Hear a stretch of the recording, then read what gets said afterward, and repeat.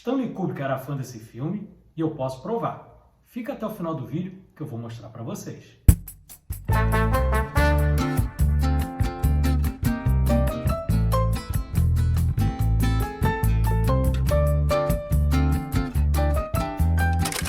Olá, eu sou Edu Schneider do Cashback e hoje nós vamos voltar ao ano de 1971 para falar de Verão de 42 ou Houve uma Vez um Verão, porque aqui no Brasil o filme tem dois títulos. Filme dirigido por Robert Mulligan, de O Sol é para Todos, filme que deu o Oscar a Gregory Peck.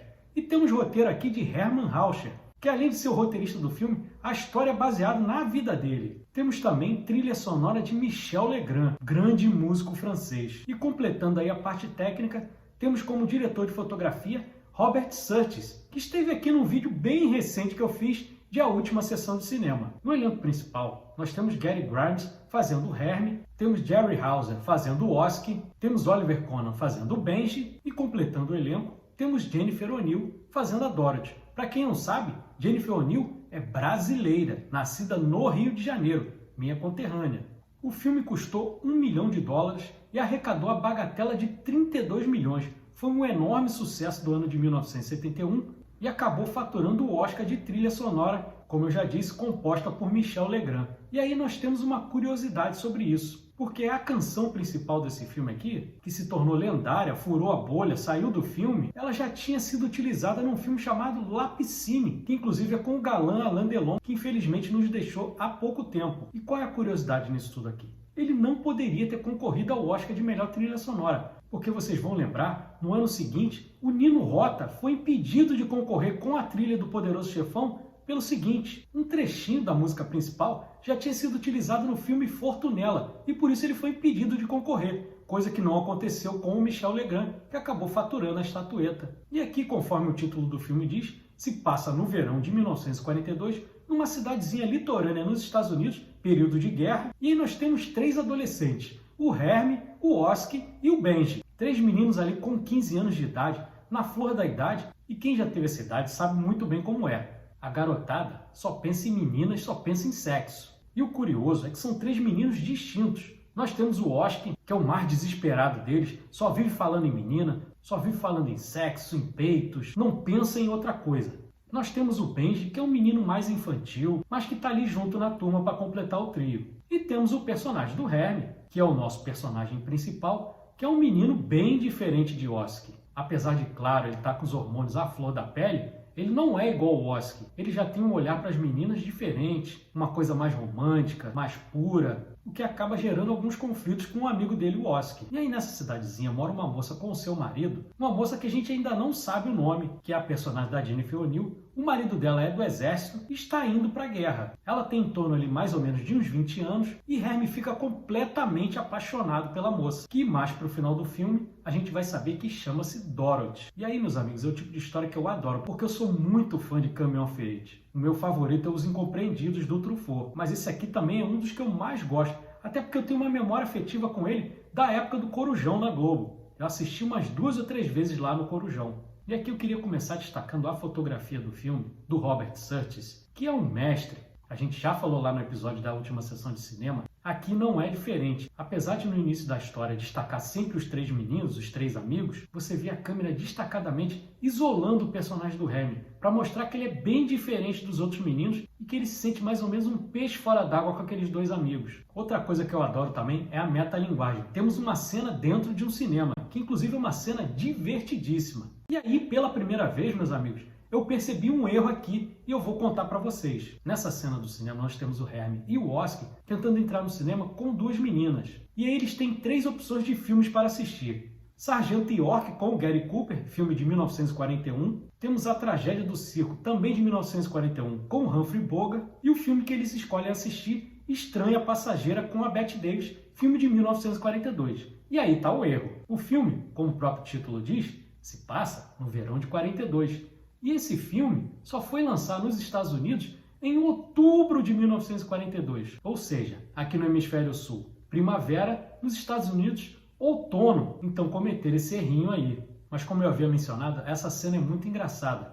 Porque você viu o Oski o tempo inteiro com uma menina lourinha tentando passar a mão nela e ela recusando, ele insistindo, chega a ser completamente inconveniente. Ao contrário do Hermie, que é um cara mais delicado, aí vai tentar passar a mão por cima do ombro da menina, e aí ele acaba tocando no braço da menina. Só que ele é um rapaz tão inocente que ele acha que está tocando nos seios da menina. E aí quando acaba o filme, ele vai querer se gabar pro Oscar. E aquela coisa besta de menino. Quem já foi garoto na adolescência sabe bem como é. A gente era bem idiota.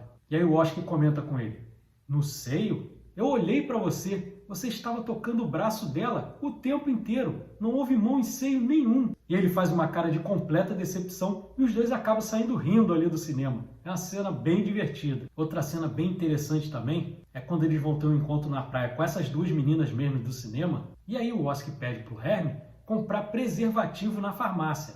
Só que o Hermie é muito inocente, ele nem sabia o que é preservativo. A primeira vez que ele tinha visto um tinha sido com o próprio Oscar e ele pediu emprestado dizendo que devolveria depois. Obviamente é uma coisa que não daria para fazer. E essa cena também é muito divertida porque ele vai na farmácia, entra, aí tem uma senhora lá, ele sai, volta e o farmacêutico percebe que tem alguma coisa ali, que ele está querendo alguma coisa diferente.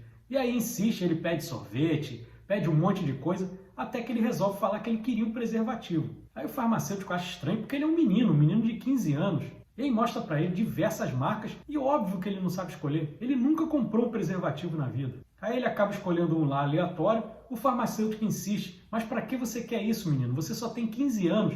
E ele diz que está comprando para o irmão que está indo para o exército, que é maior de idade. E aí o farmacêutico insiste: você sabe para que serve um preservativo? Aí ele dá uma enrolada no farmacêutico, diz que é para encher com água, para fazer uma bola. Aí o farmacêutico ri e acaba vendendo o preservativo para ele, mas Hermie mesmo não utiliza preservativo nenhum. Quem acaba utilizando tudo é Oscar com a menina lá do cinema. Até porque Hermie é um cara mais romântico e continuou completamente apaixonado pela moça casada com o militar, que agora a gente já sabe que é a Dorothy. E aí, já encaminhando mais para o final, temos uma outra cena de fotografia brilhante, que é a cena quando o Hermie entra na casa de Dorothy e ele acaba descobrindo que o marido dela morreu na guerra. Ela está muito triste, bebeu um pouquinho, e aí Hermie, de certa forma, tenta consolá-la. E a cena é muito bem construída. Inclusive o Michel Legrand fez uma versão da música dele como se passasse nos anos 40 para tocar na radiola dela. E aí você vê uma alternância de luz ali na fotografia muito bem feita pelo Robert Surtees, coordenada pelo Robert Mulligan, que aí nesse princípio você vê o rosto do Hermie completamente iluminado, porque ele está feliz de estar ali com a Dorothy, e ao contrário, você vê o rosto da Dorothy completamente sem luz, porque ela está muito triste, ela acabou de perder o marido. Só que aí naquele misto de tristeza e de carência, Dorothy acaba fazendo amor com Hermie. E aí a fotografia alterna, porque nós temos um menino completamente inexperiente, e aí é a vez de Hermie ficar na penumbra, e o rosto de Dorothy é completamente iluminado, que é para demonstrar que ela que vai conduzir aquela situação. E aí você que está me vendo aqui falar, com os olhares de hoje, 2025, já deve estar indignado, falando: poxa, uma moça de 20 anos com um rapaz de 15.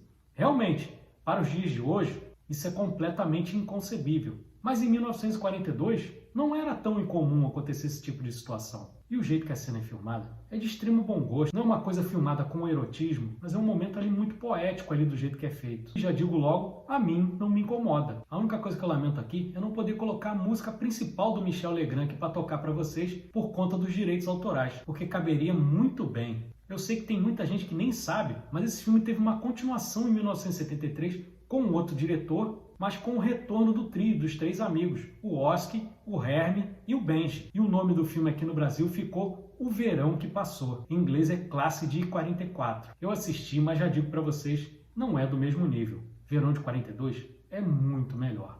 Agora aquela promessa lá do começo do vídeo. Eu não falei que Stanley Kubrick era fã desse filme e que eu iria provar? E agora eu vou provar mostrando esse vídeo para vocês. Fica ligado aí. Sure. Great. Sit down. Reconheceu qual é o filme, né? O Iluminado, de 1980, de Stanley Kubrick, baseado na obra do Stephen King. E Stanley Kubrick era tão fã desse filme que ele colocou essa ceninha de verão de 42 dentro do Iluminado, para você ver o quanto que ele gostava dessa obra. E aí eu fico muito feliz de não estar sozinho, apesar de hoje ser um filme muito pouco falado, mas que vale bastante para a gente trazer aqui e gerou essa discussão bacana aqui entre nós. Foi um prazer. Mas é isso, se você gostou desse vídeo, deixa o like, inscreva-se no nosso canal. Cashback tem conteúdo de cinema de domingo a domingo, trago meus shorts diários, tem vídeos de segunda a sexta, quarta-feira tem o nosso podcast em formato mais longo de 1 hora. Sempre às 8h45, faço cobertura de cabine de imprensa, falo de filmes antigos e filmes novos. Cashback tem para todos os gostos. Muito obrigado a você que ficou até aqui, um grande abraço e um ótimo final de terça. Valeu!